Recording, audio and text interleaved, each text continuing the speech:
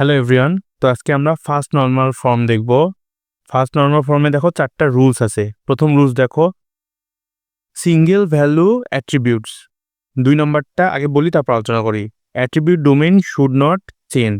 3 নম্বরটা হচ্ছে unique name for attributes and columns. আর 4 নম্বর হচ্ছে অর্ডার ডাজ নট ম্যাটার।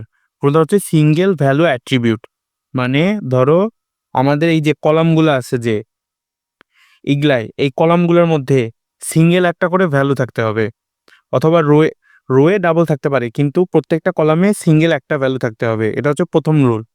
2 নম্বরটা হচ্ছে attribute domain should not change, মানে যখন ধরো আমরা এটা নর্মাল করে ফেললাম, আমাদের এই যে ওএস কি, ওএস তো সাবজেক্টের আন্ডারে, এই ডোমেইনটা কিন্তু চেঞ্জ করা যাবে না, যে আমি এই ওএসটাকে নেমের আন্ডারে দিয়ে দিলাম, ব্যাপারটা এমন। তারপর দেখো unique name for attributes and columns. তো দেখো আমাদের নেম হচ্ছে একটা অ্যাট্রিবিউট, সাবজেক্ট একটা অ্যাট্রিবিউট, এইটা ইউনিক হইতে হবে। তুমি এখানেও নেম লিখলা, এখানেও নেম লিখলা, এটা করা যাবে না। আবার ধরো এই যে unique name for attributes and columns, তারপর দেখো 4 নম্বরটা বলছে অর্ডার ডাজ নট ম্যাটার। ধরো তুমি যখন এটা নর্মাল ফর্ম করলা, এই যে তোমার এখানে এসআইডি কিন্তু এই যে 101, 102, 103, 104 আছে। তুমি যদি 101-এর পর 103 লেখো তাও কোনো প্রবলেম নাই। তো এই 4টা হচ্ছে আমাদের ফার্স্ট নর্মাল ফর্মের রুল। তো এই 4টা যদি আমাদের মানে কারেক্ট করে, তাহলে আমরা বলবো যে এটা হচ্ছে ফার্স্ট নর্মাল ফর্ম। তো দেখো এই যে এই টেবিলটা, দেখো এই টেবিলটার সমস্যাটা কি আমাদের। দেখো আমাদের সিঙ্গেল ভ্যালু অ্যাট্রিবিউট কিন্তু না এইটা, কারণ দেখো এই যে সাবজেক্টের মধ্যে দেখো রোহিতের পরে সাবজেক্ট কটা আছে, ওএস ওপি, 2টা সাবজেক্ট আছে। আর ফারিবার ক্ষেত্রে ডিএসএ আছে, ওপি আছে, এখানেও 2টা আছে।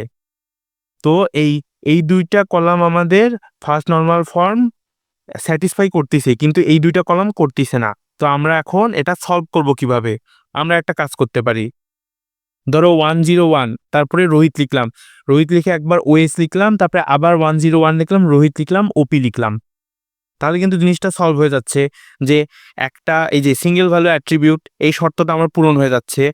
এখন কথা হচ্ছে, তোমার এই 2টা রো হুবাহু সেম হওয়া যাবে না।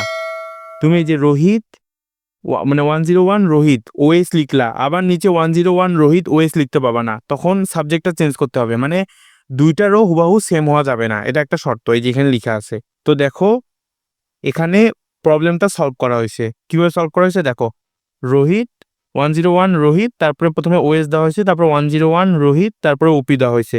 দেখো ফারিবার ক্ষেত্রেও সেম করা হয়েছে। এখানে দেখো 104 ফারিবা, প্রথমে ওপিটা লেখা হয়েছে, তারপর 104 ফারিবা, তারপরে ডিএসএটা লেখা হয়েছে। এখন দেখো এখানে প্রথমে ডিএসএ ছিল, তারপর ওপি ছিল, আমি প্রথমে ওপি লিখছি, তারপর ডিএসএ লিখছি।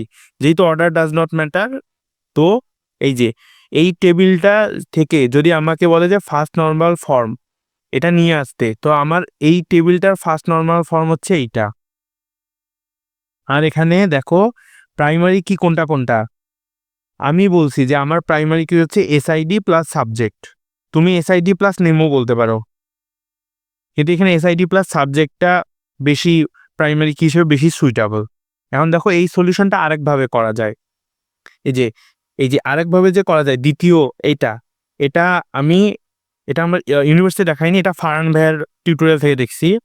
তো দেখো তোমরা এই যে চাইলে এই জিনিস এই পার্টটুকু আবার ফারহান ভাইয়ের ভিডিও দেখতে পারো। ভাইয়ের বোঝানোর স্টাইলটা একটু আলাদা ছিল, আর আমি আমার ইউনিভার্সিটিটা বেশি ফলো করার চেষ্টা করছি।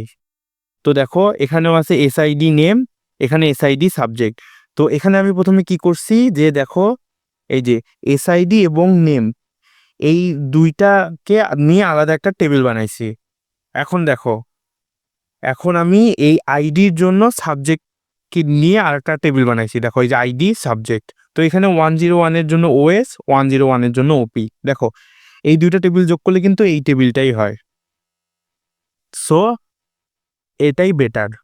আর এটা বেটার কেন, যেহেতু আমাদের ফার্স্ট নর্মাল ফর্ম বলে কিন্তু কোশ্চেনটা শেষ করে দিবে না, আমাদের 3টা নর্মাল ফর্মই বের করতে বলবে।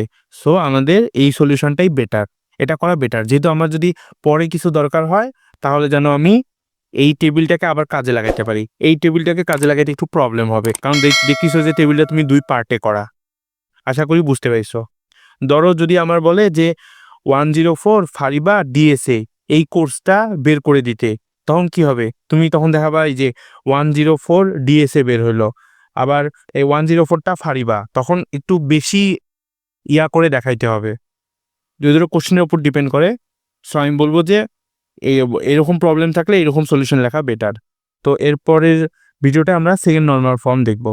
Good bye guys.